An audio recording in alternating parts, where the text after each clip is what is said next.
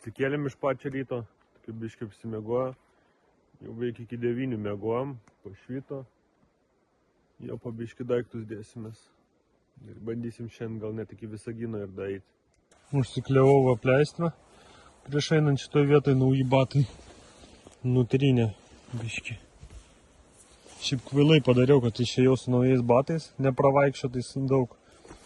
Tai jo, va pasiekmes. Nu va, susidėjom daiktus.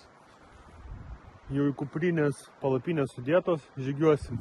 Oras labai fainas, saulė išlindo. Čia va prie pat mūsų stovyklos, va ten mes miegojom, tokie vietelė. Šitas ežeras Luodykštis, ar kaip jisai vadinasi.